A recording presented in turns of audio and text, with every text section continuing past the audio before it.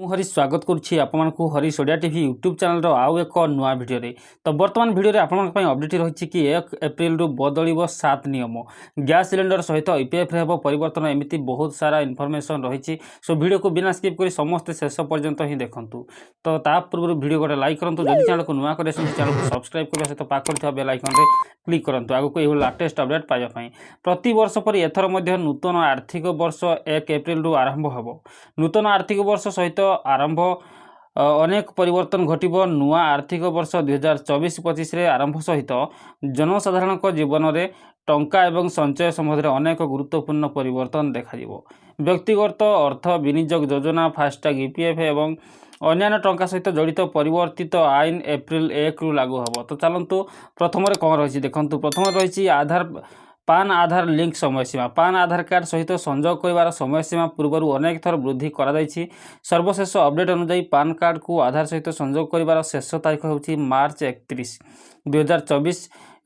ଯଦି କୌଣସି ବ୍ୟକ୍ତି ଏହି ତାରିଖ ସୁଦ୍ଧା ତାଙ୍କ ପାନ୍ ଆଧାର ସହିତ ଲିଙ୍କ୍ ନ କରନ୍ତି ତେବେ ତାଙ୍କର ପାନ୍ ନମ୍ବର ବାତିଲ ହେବ।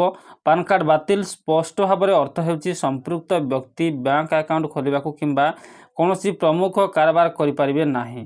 ଏହା ସହିତ ଏହି ସମୟସୀମା ପରେ ପାନ୍ କାର୍ଡ଼ ସକ୍ରିୟ କରିବା ପାଇଁ ତାଙ୍କୁ 1000 ଟଙ୍କା ଜରିମାନା ଦେବାକୁ ପଡ଼ିବ। ସେହିପରି ଦ୍ୱିତୀୟରେ ରହିଛି ଏଲ୍ପିଜି ଗ୍ୟାସ୍ ସିଲିଣ୍ଡର ସହିତ ଜଡ଼ିତ ନୂତନ ନିୟମ। ପ୍ରତ୍ୟେକ ମାସ ପରି ଏଲ୍ପିଜି ସିଲିଣ୍ଡରରେ ନୂଆ ମୂଲ୍ୟ ମଧ୍ୟ ଏପ୍ରିଲ 1ରେ ସ୍ଥିର ହେବ। ତେବେ ଲୋକସଭା ନିର୍ବାଚନ ପାଇଁ ଆଚରଣ ବିଧି ବଳବତ୍ତର ରହିଛି, ତେଣୁ ମୂଲ୍ୟରେ ପରିବର୍ତ୍ତନ ହେବାର କୌଣସି ସମ୍ଭାବନା ନାହିଁ। ସେହିପରି ତୃତୀୟରେ ରହିଛି ଏନ୍ପିଏସ୍ ସିଷ୍ଟମରେ ପରିବର୍ତ୍ତନ। ନୂତନ ଆର୍ଥିକ ବର୍ଷରେ ଏନ୍ପିଏସ୍ ଅର୍ଥାତ୍ ଜାତୀୟ ପେନ୍ସନ୍ ସିଷ୍ଟମରେ ଏକ ପରିବର୍ତ୍ତନ ହେବାକୁ ଯାଉଛି। ଏହି ନୂତନ ନିୟମ 1 ଏପ୍ରିଲ 2024ରୁ କାର୍ଯ୍ୟକାରୀ ହେବ। ନୂତନ ନିୟମ ଅନୁଯାୟୀ ଏନ୍ପିଏସ୍ ଆକାଉଣ୍ଟରେ ଲଗ୍ଇନ୍ କରିବାକୁ 2 ଫ୍ୟାକ୍ଟର ପ୍ରମାଣୀକରଣ ଆବଶ୍ୟକ ହେବ। ଏନ୍ପିଏସ୍ ଗ୍ରାହକଙ୍କୁ ଆଧାର ଯାଞ୍ଚ ଏବଂ ମୋବାଇଲରେ ଗ୍ରହଣ କରାଯାଇଥିବା ଓଟିପି ମାଧ୍ୟମରେ ଲଗ୍ଇନ୍ କରିବାକୁ ପଡ଼ିବ। ସେହିପରି 4 ନମ୍ବରରେ ରହିଛି SBI credit card. SBI credit card ବ୍ୟବହାର କରୁଥିବା ଗ୍ରାହକଙ୍କ ପାଇଁ State Bank of India 1 April 2024ରୁ କ୍ରେଡିଟ୍ କାର୍ଡ଼ ନିୟମରେ ବଡ଼ ପରିବର୍ତ୍ତନ କରୁଛି। ଯଦି ଗ୍ରାହକ ଏପ୍ରିଲ 1 ପରେ ରେଣ୍ଟ ପ୍ରଦାନ କଲେ ତାଙ୍କୁ ଆଉ ରିୱାର୍ଡ଼ ପଏଣ୍ଟ ମିଳିବ ନାହିଁ। ଏହି ପରିବର୍ତ୍ତନ ଏପ୍ରିଲ 1ରୁ କିଛି କ୍ରେଡିଟ୍ କାର୍ଡ଼ରେ ଏବଂ ଅନ୍ୟମାନଙ୍କ ପାଇଁ ଏପ୍ରିଲ 15ରୁ ଲାଗୁ ହେବ।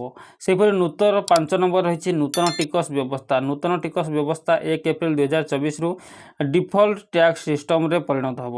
ଏହାର ଅର୍ଥ ହେଉଛି ଏପର୍ଯ୍ୟନ୍ତ ଟିକସ ଦାଖଲ ପଦ୍ଧତି ଚୟନ କରିନଥିବା ଗ୍ରାହକଙ୍କୁ ସ୍ୱୟଂଚାଳିତ ଭାବରେ ନୂତନ ଟିକସ ବ୍ୟବସ୍ଥାରେ ଟିକସ ଦାଖଲ କରିବାକୁ ପଡ଼ିବ। ତ 1 ଏପ୍ରିଲ 2023ରୁ ଆୟକର ନିୟମରେ ପରିବର୍ତ୍ତନ କରାଯାଉଥିଲା।